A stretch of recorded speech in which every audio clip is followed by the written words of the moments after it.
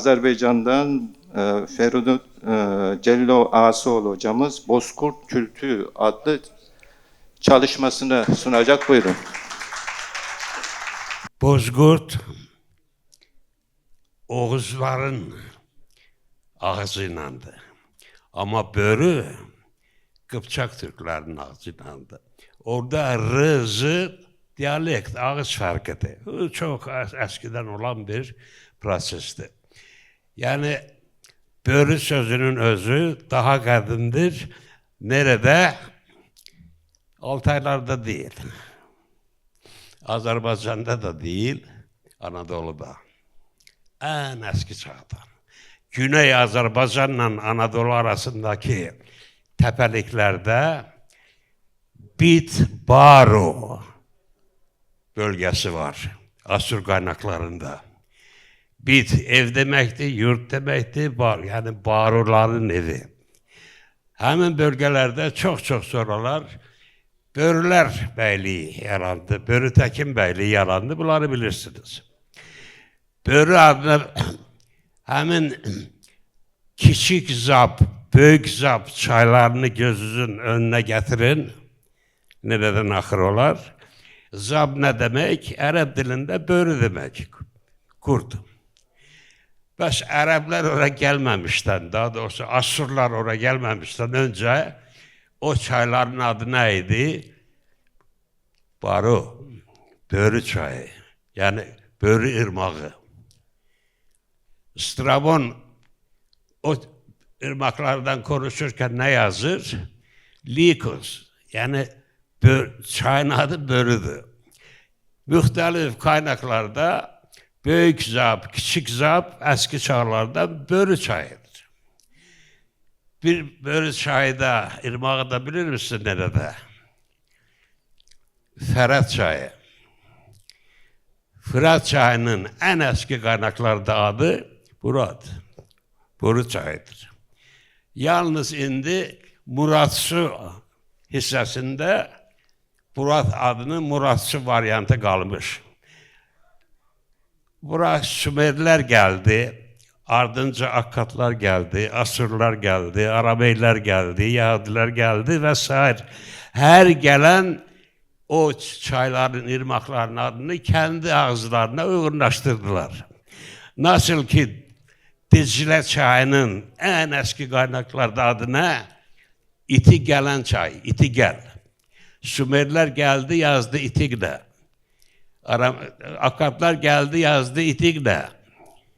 Yahudiler Bibliyanı okuyun, Tevrat'ı orada en eski varyant saklanmış. Hidi gel. Amik Bey, Biblia'da durur. Dicle çayının en eski adı iti gel. Farslar oraya gelende adını ne ettiler? Tigr. Neden?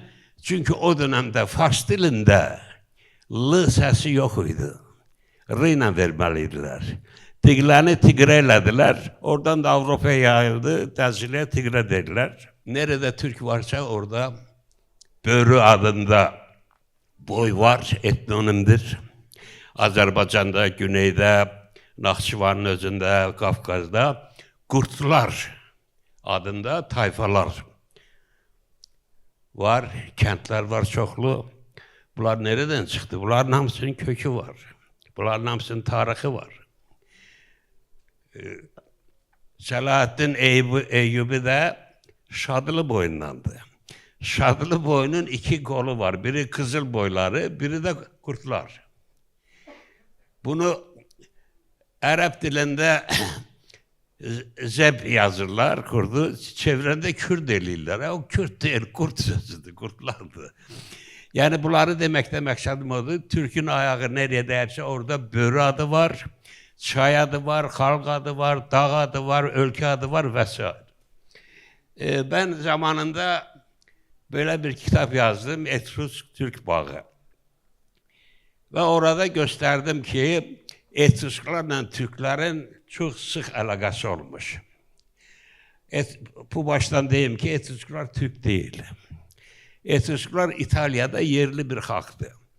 Ama Anadolu'dan, Batı Anadolu'dan indi şekilleri de gelecek, göreceksiniz. Batı Anadolu'dan İtalya'ya köçenler olmuş. İlk köç Eneğin başçılığıyla, yani Troya Savaşı bitenden sonra Eneğin başçılığıyla gittiler. İkinci köçler Lidya arasından 8-9. yüzyıllarda, milattan önce, orada Herodot oksanız orada var onlar. Onlar da Tirsen'in başçılığıyla gittiler. Yani Batı Anadolu'dan 2 köç olmuş İtalya. Bu köçenler Türk. Gidip hemen o Etrusklar olan yerde onlara karışmışlar. Ona göre Etrusk dilini çözebilmirler. Neden? Çünkü karışık bir dil. Türk dili değil, Latin dili değil, Hint dili değil, ne bileyim Ermeni dili. Belli olmayan bir karışık dilde. Ona göre çözülmüş. Ama Etrusk yazılarında 10 binlerle yazılar var. Ben 200 tane Türk sözü buldum orada. Benden evvel rahmetli Adile Hanım da bulmuştu, başkaları da bulmuştu. Yani Etrusk yazılarında karşımızda yazısı var, yazı. Belgedi. Türkçe. Nereden gitti? Moğolistan'dan mı gönderdiler oraya o vakti? Anadolu'dan gitmişler, tarihi var, kaynakları var. Nereden gitmişler? Xəzərlə Karadeniz arasında Namık Bey, As adında kadın bir boylar olmuş, As Türkler. Urartular o arazileri gidip tutanda yazırlar ki biz Asların ülkesine geldik, buraları tuttuk, düşman Asların ülkesini yani Asları kendilerine düşman hesap edirler. Bunu bilmeyen tarihçiler yazır ki Urartular Türktü. Hurriler Türktü, Hititler Türktü, Etrusklar Türk. Kardeşim bir de şey olmaz. İlim ciddiliği sevir. Urartu kendi dilinde yazır ki ben düşman ülkesi, As ülkesine gittim tuttum. İrevan şehrini ben saldım, Akişli şehrini ben saldım. Kaynaklar var, yazılar durur. Hemen Aslar, sonradan Strabon yazır ki, o İrevan bölgesinde Strabon yazır ki, Aras çayı Aser bölgesinden fırlanıp gidip Xəzərə girir. Yani artık Urartu'dan 1000 yıl sonra As oldu Azer. Aserler. Bu As boyları 2 kolla, bir Kuzey Kafkas'la gitmişler Skandinavya, Odin'in başçılığıyla.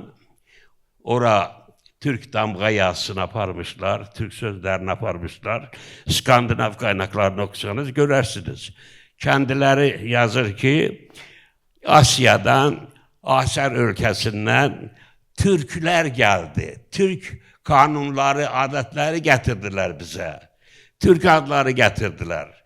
Başlarında başkanları Odin'di. Odin'i biz Tanrı kimi tanıyırıq. Odin alfabe getirdi bize. Bunlar hamısı kaynakta var. Skandinav yazılarında var.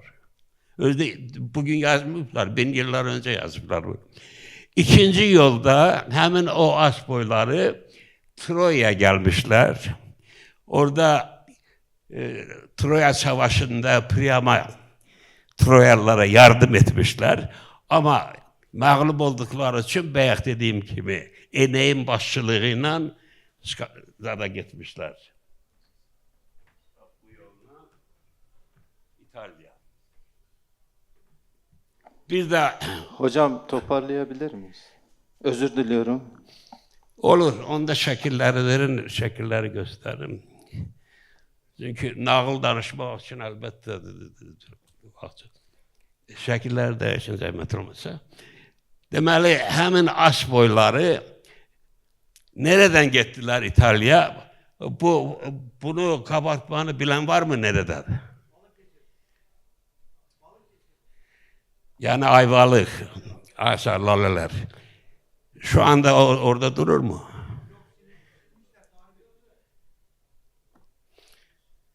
Yani Türkiye'de Türk devleti bir böyle Türkçüsü olan bir halk bu tarihi abidesini, bunun en azı 3000 yıl yaşı var. Aynı adamlar ki Batı Anadolu'dan köçtüler İtalya ne yapardılar? Romul Rem hikayesini. Yine değişin zahmet olmasa. Değişin. Görün ne güne salmışlar Namık Bey. Hemen. Halbuki bu o yazılan yüzlerle kitaplardan daha değerli belgedir. Kayanın üzerinde dayanıp. Tarihi belli. Değişin. Biraz tez eləyin, zaman geçsin. Bunu biraz sıkabilir misiniz çok? Etrusk dilinde bayaq dedim ya, Türkçe sözler, 10 binlerle sözler var. Hatta Türkçe cümleler var. Yani yüzlerle bile benim elimde belgeler var. Ama ben yine deyirəm, Etrusklar Türk değil, Türkler oraya kültür aparıblar. Alfabe aparıblar, kültür aparıblar, əkinçilik, təmirçilik ve elit tayfa oldukları için o 10 binlerle yazıların içinde böyle çoklu Türkçe sözler var. Bu kadar. Bir de şekli değişin ve ben yekunlaştırırım. Bu Anadolu'da, yukarıdaki Anadolu'da, aşağıdaki de Etruskların kurganı. O ki bayaq dedim ya 8. yüzyılda köçüp gitmişler. Aynen kurgan geleneğini Lidya'dan aparmışlar oraya. Yani Denizli'de olan kurgandı. Değişin bunlar. Sıkabilir misiniz? Bozkurdun ne yazık ki bana verilen zaman azdı. Her şeyi açıklayabilmedim. Bozkurdun 4-5 özelliği var. Kurtarıcıdır, bələdçidir, yəni kılavuzdur, ordunun qabağına düşer, halkın qabağına düşer, gider. Nerede durursa orada şehir salırlar. Kurtarıcıdır, koruyucudur. Bir de Gök Tanrı'nın simvoludur. Bütün bu elementler Türklerde de var, Etrusklarda da var. Ve Etrusklarda Romul Rem'in annesidir veya Silvia. Tanrı bozkurt kılığında güneşten düşür ve kadın hamile kalır, 2 çocuğu kalır. Atırlar, bozkurtlar gelir onları bəsləyir, Romul Rem, Roma şəhərini salırlar və s. Bütün bu motivler hamısı Türk dastanlarından gelmedi. Ben fikrimi toparlayabilmedim çünkü zaman azdı. Sağ olun. Teşekkür ederim.